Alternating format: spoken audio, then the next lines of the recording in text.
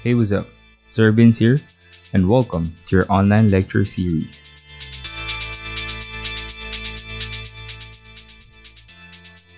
In this lesson, we're going to talk about the evidence. So, evidence is the means sanctioned by these rules of ascertaining in a judicial proceedings the truth respecting a matter of fact.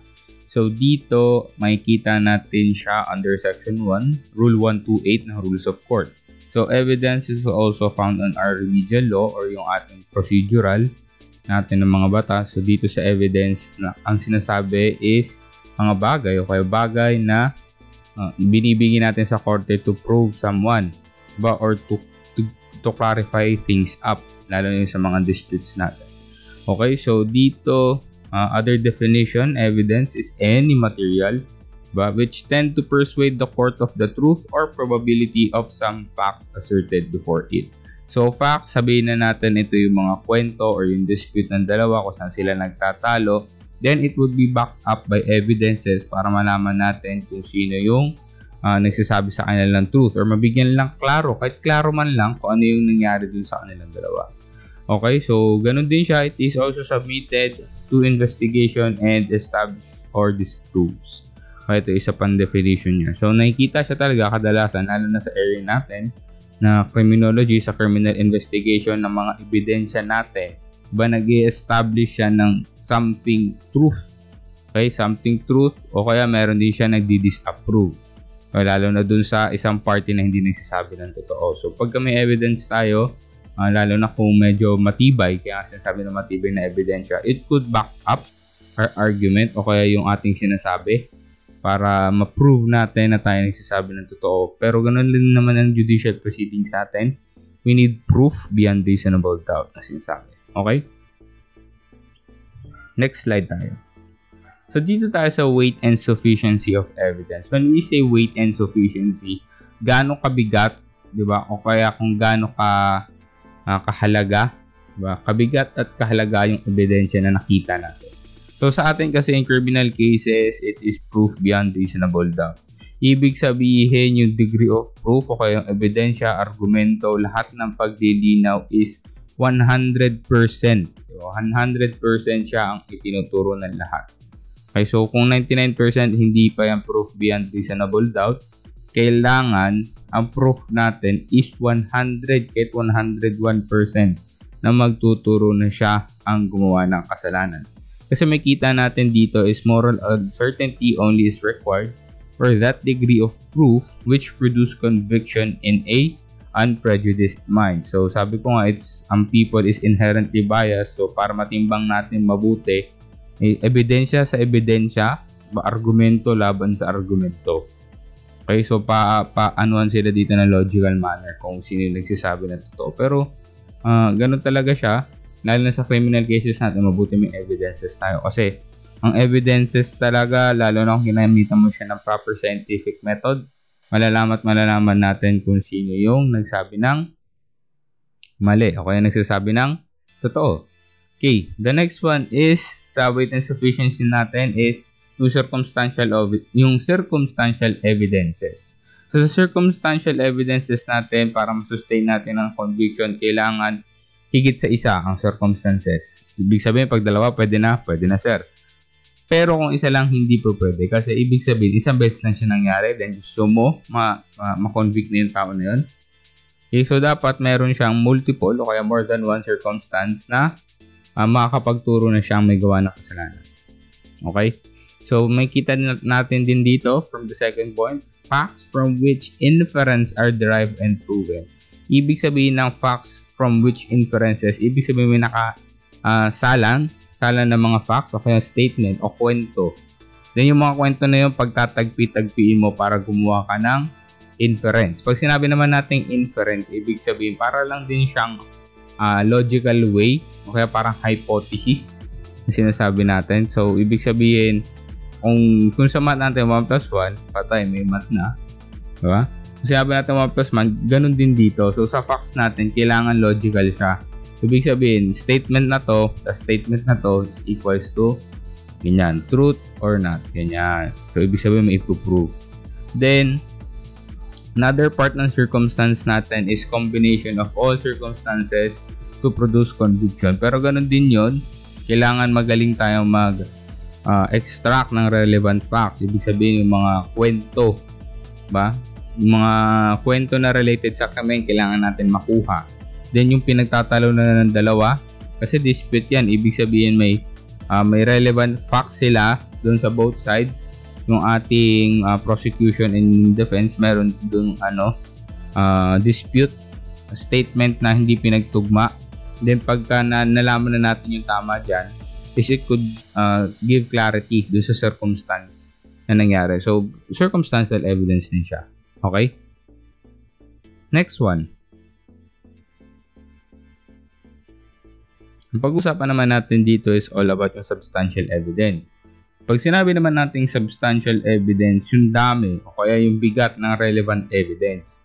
So isipin mo lang, pag relevant evidence, malalaman mo siyang relevant pagka related siya sa kaso natin. Kasi ang gustong natin lang na solusyonan is yung mga bagay na relevant sa issue or mga ebidensya na relevant sa krimen natin.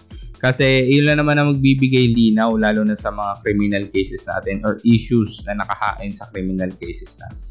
Okay, so malalaman mo lang ulit kung relevant pagka related sa krimen.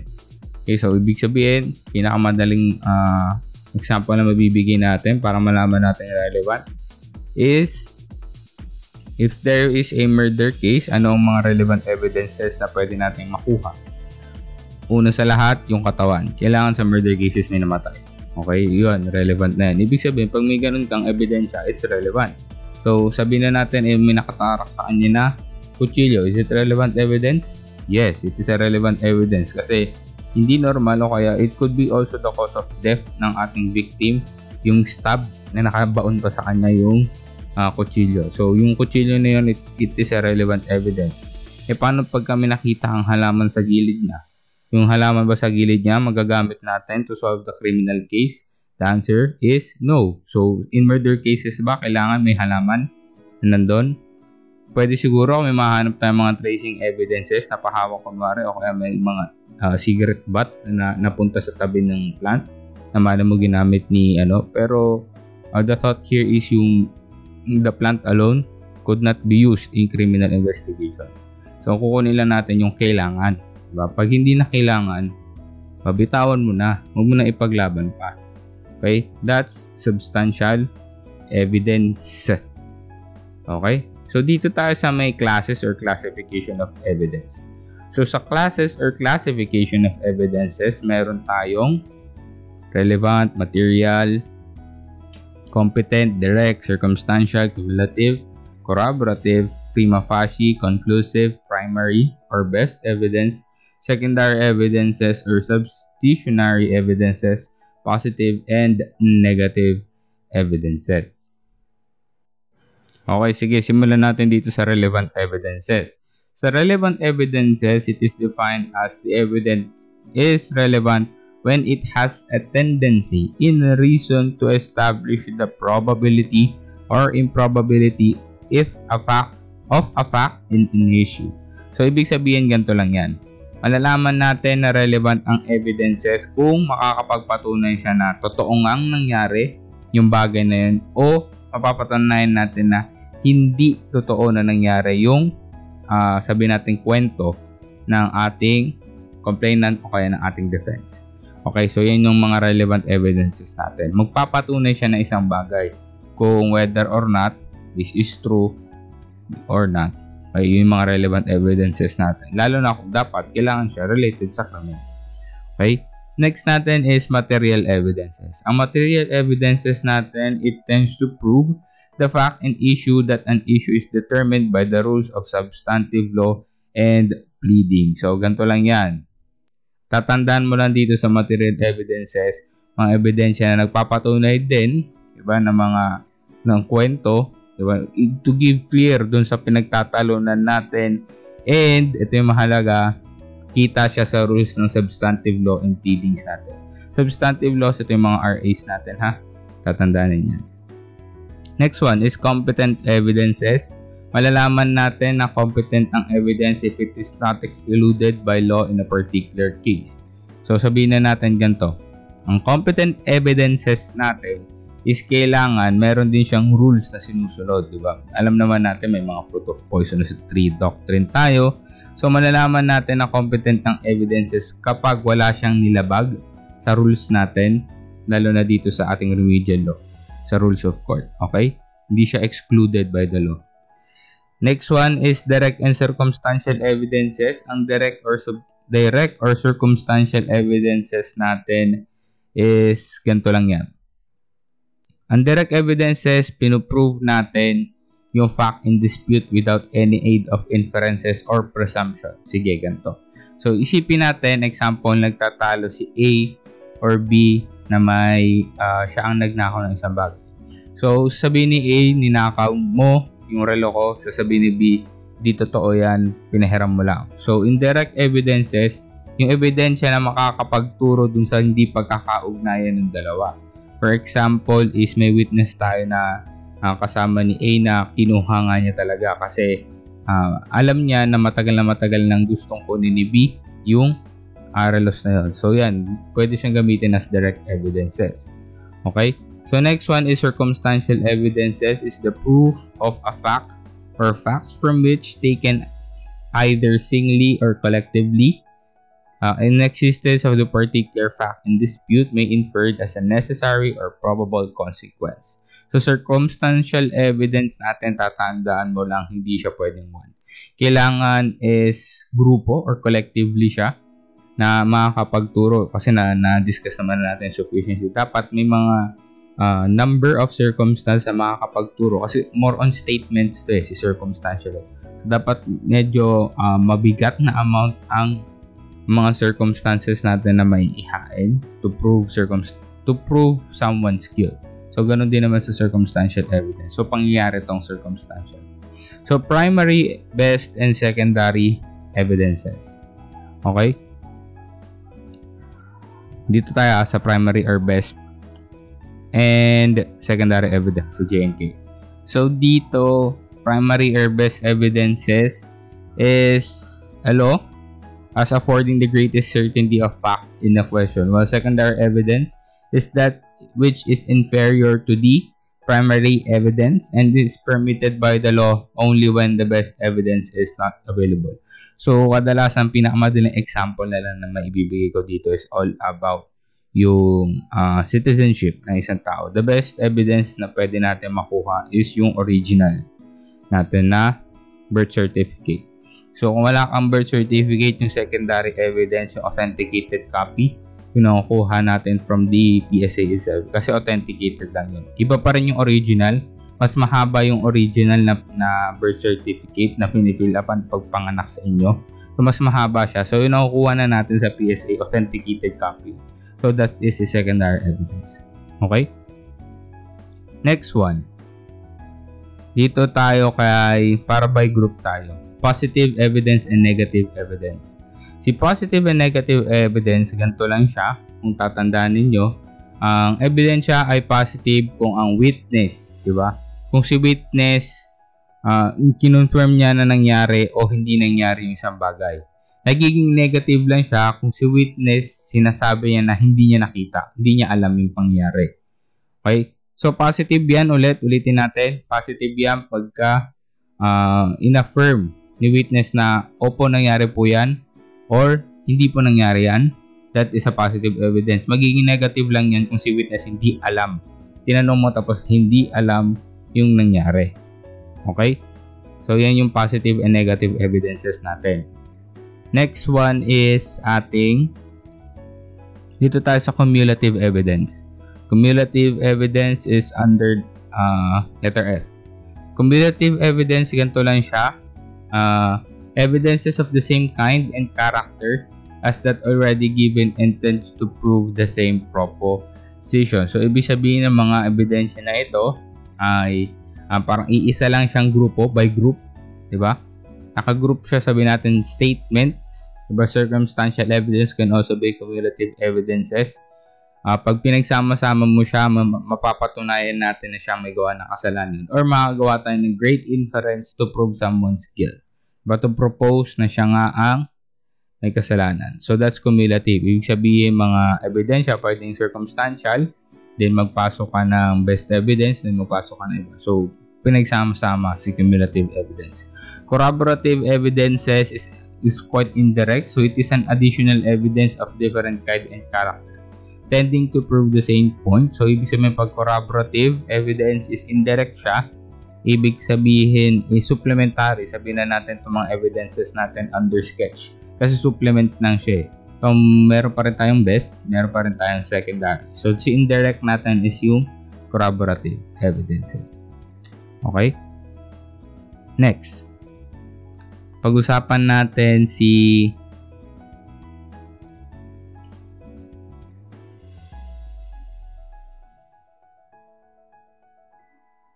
prima facie evidence. So, si prima facie evidence, ganito lang siya. Dito lang ang tatandaan ninyo. So, define muna natin. Prima facie evidence is evidence which suffices for the proof of a fact and issue until rebutted or overcome by other evidence. So, yung prima facie, kadalasan nakita natin to sa pinaka-initial. So, ito yung pinakamabigat na kaso na makakapagturo sa isang tao na siyang gumawa ng kasalanan. Pero ang prima facie or mabigat na ebidensya, pwede rin siyang ma-strike out kung masasagutan natin ng rebutting evidence. Kasi parang quite unclear lang din naman siya dito. So, prima facie, nakaka-stand alone. Ayun yung tinatawag nila, can stand alone ng mga ebidensya. Ibig sabihin, medyo mabigat siya. Pero, nasa-strike out pa rin pagka nabigyan natin ng rebutting evidence or nabigyan linaw due to rebutting evidences. So, nasasabi ko na rin yung rebutting evidence. Dagdag na rin natin to for your new knowledges. So, pag sinabi natin rebutting evidences, it is an evidence given to repel, counteract, or disprove facts proved by other side. Ibig sabihin, rebut. Ibig sabihin, may sagot. Diba? Ibig sabihin, hinaina mo siya ng prima facie, sabihin niya, opo, totoo nga po na may ganyang ebidensya, pero dahil sa gantong kadahilanan. So, that is some rebuttal, or it is also a rebutting evidences, or may mapakita pa siya na other physical evidences to rebut yung prima facie natin. Okay? So, the next one is conclusive evidence. Sa conclusive evidence, ganito siya. It is defined as the evidence which is inconvertible. So, pagka evidence which is inconvertible, so para din lang siyang inferences or kaya pinagsama-sama ng mga ebidensya to conclude that someone is really committed the crime that just happened. So, that is a conclusive evidence. So, ang ebidensya natin, baka nalilito kaya. Minsan kasi pinagsasama-sama sila sa nagiging ibang tawag na sa kanila ng evidences. Okay? So, ganun talaga siya. So, additional tayo, yung real evidence and testimonial evidence. Simulan natin sa real evidences. Ang real evidences natin, matatawag natin na object evidence din. Paano pagka walang object, sir?